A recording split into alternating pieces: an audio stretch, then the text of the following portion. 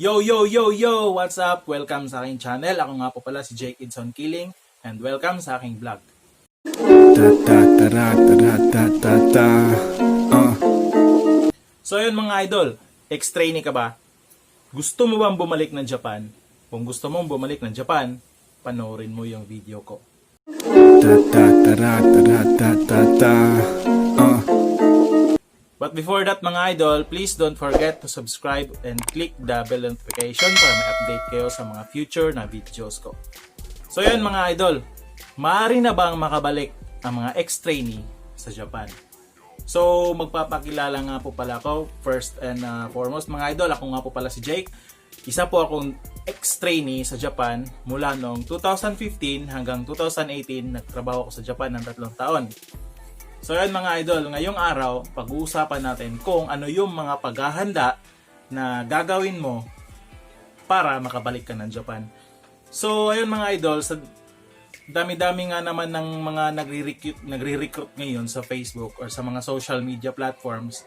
Kasi nga yung Japan is na-open na nila yung lift sa mga ban ng mga countries. 'Di ba may ban sa countries na hindi makakapasok ng Japan kasi nga due to COVID-19, due to pandemic. So ayun mga idol, pero hindi pa po na-lift yung ban nila sa Philippines. Bakit? Kasi po mataas pa rin yung cases ng COVID-19 dito sa atin pagdating siguro ng susunod na taon, 2021. Now, ano ba yung dapat na paghahanda na ginagawa mo bilang isang ex-trainee para makabalik ka ng Japan? Alam nyo ba mga idol, ex-trainee tayo yung lamang kumpara sa mga fresh na papasok sa Japan. Except sa TITP, fresh naman talaga. Wala namang return. Wala namang dalawang beses na maging TITP ka. So kung galing ka ng TITP, pupunta kang SSW. Now mga idol, alam natin na ang mga ex-trainee ay lamang na pagdating sa Japan, pagdating sa Nihongo, pagdating sa pagkilala ng mga tao, pagdating sa trabaho, kasi alam na natin kung anong nangyayari sa atin doon. Alright, without further ado, pag-uusapan na natin kung ano yung mga paghahanda na ginawa ko para makabalik ng Japan. So, nandito pa po ako sa Pilipinas ngayon mga idol. Pero hoping next year, makabalik na ako ng Japan. May i-reveal ako sa inyo mamaya kung ano yung sikreto ko, kung bakit mataas yung confidence ko na makakabalik ako ng Japan. At least, panoorin nyo yung video ko mga idol hanggang sa huli para malaman nyo kung ano yung i-reveal ko sa inyo. At saka, magbibigay ako ng tip at least para sa atin lahat na ex-trainee yung gustong bumalik ng Japan makabalik tayo. So ayun mga idol, first, so ano yung paghahandang ginawa ko?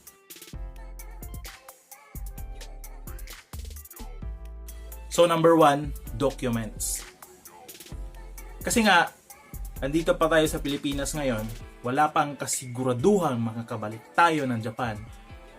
Lahat tayo, first nating i-prepare yung documents. Ano ba yung mga documents na yun? Yun yung mga first documents natin mga idol. Ito yung example ng documents na yun. First priority documents. I-renew mo yung passport mo. Now, alam ko na yung iba siguro sa inyo dyan, expired na yung passport or yung iba nakapag-renew na rin. So, na-renew ko na yung passport ko this year, 2020, before nag-pandemic. So, na-renew ko na siya. So, bago na ito, wala pang tatak. Ayan, ito na yung bagong passport namin dito sa Davao. Ayan. So, wala pang tatak to mga idol. Fresh na fresh. Amoy DFA. So yun, na-renew ko na yung passport ko. Ito yung pinakauna kong ginawa, paghahanda. So, ano pa ba? Papers, yun na, papers, di ba? Passport, papers. Example nito. Ito mga idol, yung mga papers na sinasabi ko. Ayan. Papers. Japanese Language Proficiency Certificate. So it means result ng GLPT exam ko. So alam naman natin, pa ex-trainee tayo, galing tayo Japan, sa Japan tayo pumasa ng N4. So N4 is yung required sa TITP na dapat mong ipasa. Kahit wag ka nang mag-N3, N2 hanggang N1, napakahirap na nun. N4 lang yung kailangan mong ipasa, idol. So, yun. Meron ako nito. So, eto nga po pala, hindi to yung original na natanggap ko na nung pumasa ako sa Japan. Ito ay reissue na. So, kung gusto mong, kung wala ka ng N4 na certificate, pwede kang mag-reissue, mga idol. 1.5 yata yung binayad ko from Japan ang paper na to. So, meron akong ililink dyan sa description. Check nyo kung paano nyo i-renew or paano nyo makukuha yung bago nyong N4 certificate kung wala na kayong N4 certificate, kung nawala nyo yung N4 certificate nyo. Kasi, in the future, need to, mga idol. At least may papakita ka na pasado ka ng N4 sa Japan. Of course, kung pumasa ka ng Zoichi-sang at saka Zoijini, anong tawag doon? Zoichi-sang, yung third grade exam before kayo umuwi. Kasi 2018 nawala yung JIT ko. Sa mga past trainees, 2017, 16, 15, meron kayong JIT ko certificate 10-2. Wala akong example noon kasi wala akong ganong certificate. Bakit wala akong ganon? Sa mga past trainees 2017 below, meron kayong JITCO Certificate 10-2. So, yun. Ang meron lang sa amin, 2018 above na certificate is yung Zoichi-sang. Yung third grade exam na ipinasa namin bago kami nakauwi. So, it's either, ang hihingin sa inyo is yung JITCO Certificate 10-2 or yung Zoichi-sang Certificate. So, ito yung Zoichi-sang certificate ko, mga idol. Hawak ko. So, nakahanda na rin. Now, yung pangalawa kong paghahanda, mga idol, para makabalik tayo ng Japan or makabalik ako ng Japan.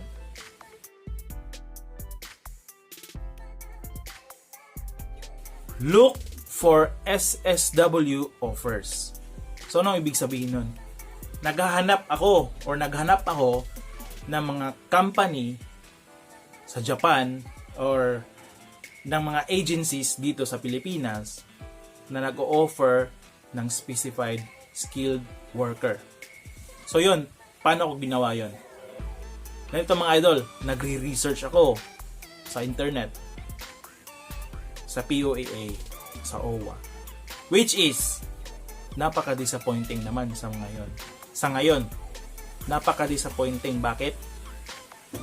Wala kang mahanap simula noong January 2020 up to present, ngayong November na, wala kang mahanap na matinong company or agency dito sa Pilipinas na nagbibigay or nagpapaalis sa Japan. Bakit? Dahil nga po sa pandemic. So, ano yung ginawa ko? Yung pinaka-best na ginawa ko is chill. Chill lang. Bakit?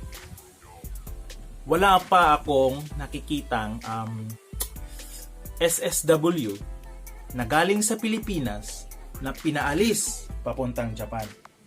Wala pa po akong nakikita.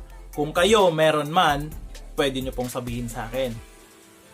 Pero based po sa aking pag-update palagi sa internet, sa Facebook, puro lang po yon post at wala pa po talagang sigurong, or kung may kakilala man kayo as what I've said, na galing Pilipinas na nakaalis papuntang Japan kahit up to present November. Pero sa specified skilled worker visa, kung nasa Japan ka, pwede. Pero pag nasa Pilipinas ka, wala pa akong nakikita. So kung nasa Japan ka, pwede kang mag-apply ng SSW. Isa sa pinaka-example nito is yung kuhay namin or junior namin sa Gotemba, Japan. Bakit? Nasa Japan siya sa ngayon, hanggang ngayon. Natapos yung kontrata nila noong August 2020. So probably uuwi siya ng Pilipinas. Lahat ng kasama niya, except sa isang taong ito, ay nakauwi. So it means 8 persons sila. 7 persons umuwi ng Pilipinas. Siya lang ang natira sa Japan. Bakit? Kasi nag-apply siya ng SSW. Ang sabi ng kumiay namin sa Japan, yung dating kumiay namin sa Japan, kailangan mong umuwi. Di ba? Pero siya, hindi siya umuwi.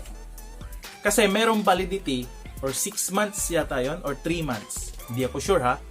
Ito lang sa mga nababasa ko. 6 months or 3 months na pwede kang magstay sa Japan kahit tapos na yung kontrata mo. Pag merong taong susuporta sa'yo. Since andun yung ate niya, sinuportahan siya, siguro ng ate niya, may matitirhan siya. Kasi nga, pagkatapos ng kontrata mo sa Japan, sakay siya sa kumiay, pagkatapos ng kontrata mo, kailangan mo talaga umuwi. Kasi wala ka nang sasahurin, wala ka ng bahay, wala na lahat. Kung may pera ka, yun na lang matitira sa'yo. Pero kung may kamag-anak ka doon, pwede kang makitira sa kamag-anak mo. At kailangan mong i-process o na legal process mo yung lahat ng bagay para makapag-stay ka sa Japan na hindi TNT.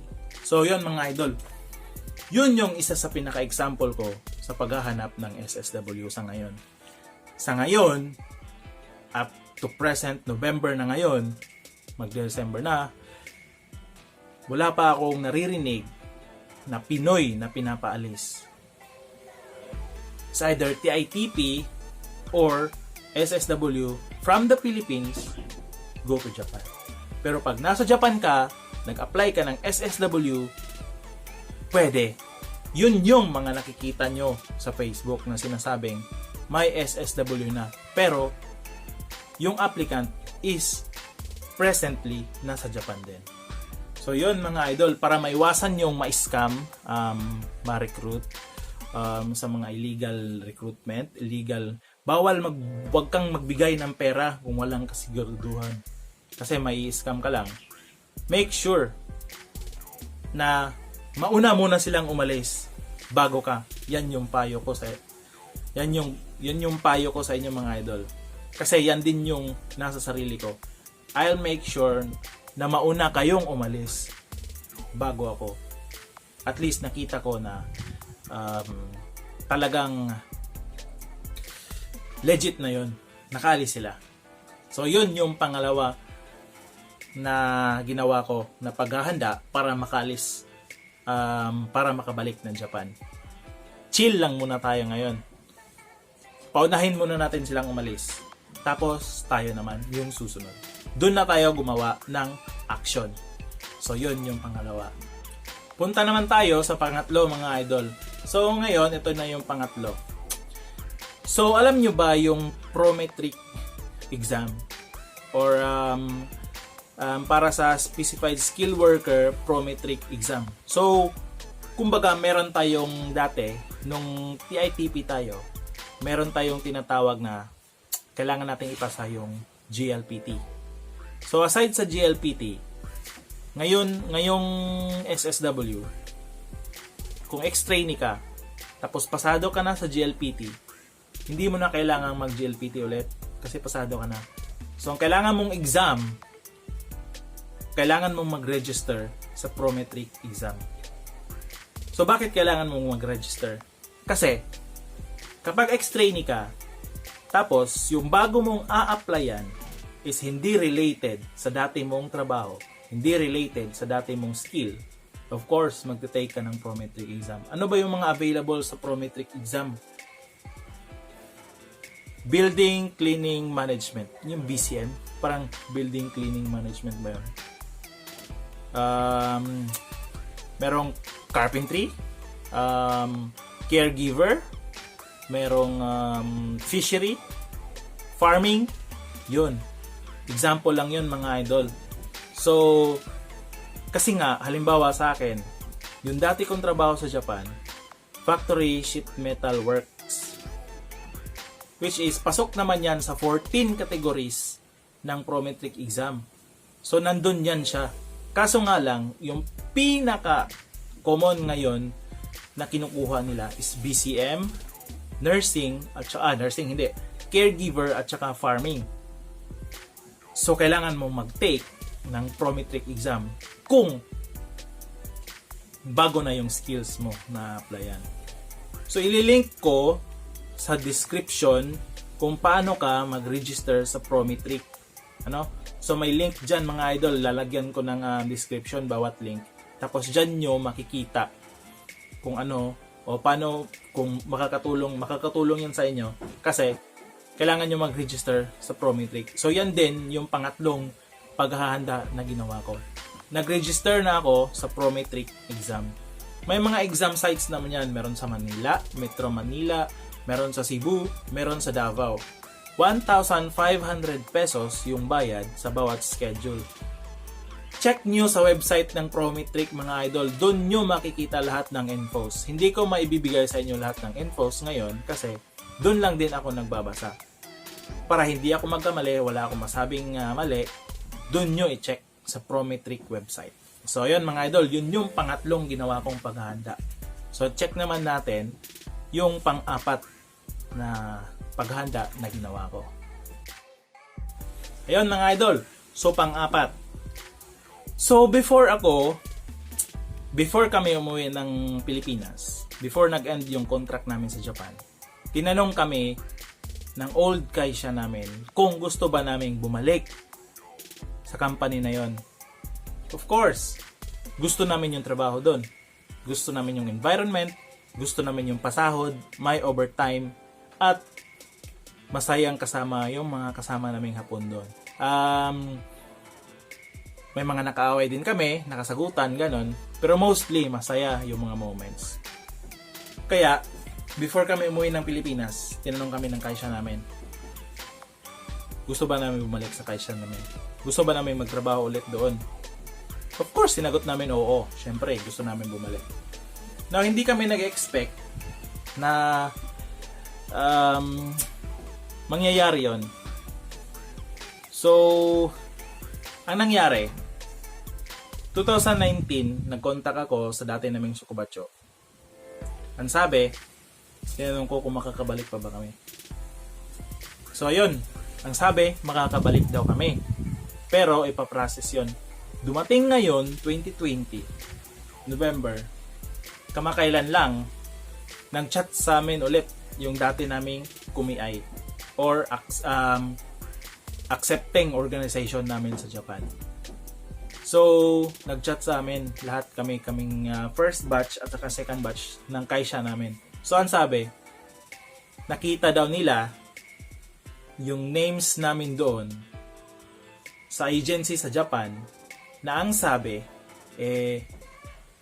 yung company namin dati, nagre-request na pabalikin kami.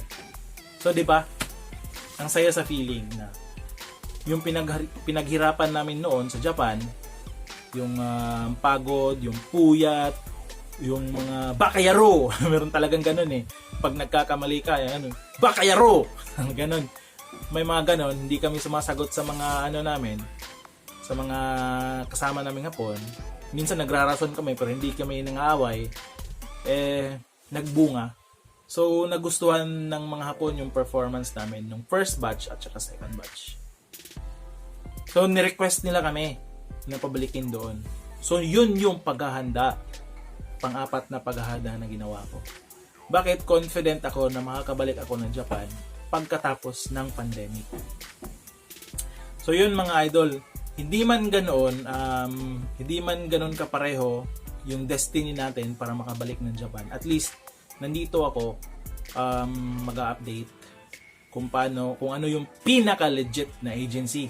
So kung ano mo yung agency na mapasukan ko mula sa Pilipinas papuntang Japan, yun yung sa mga susunod na vlogs ko, iba-vlog ko. So abangan nyo ako, it's either mag-subscribe kayo sa channel ko para may updates kayo.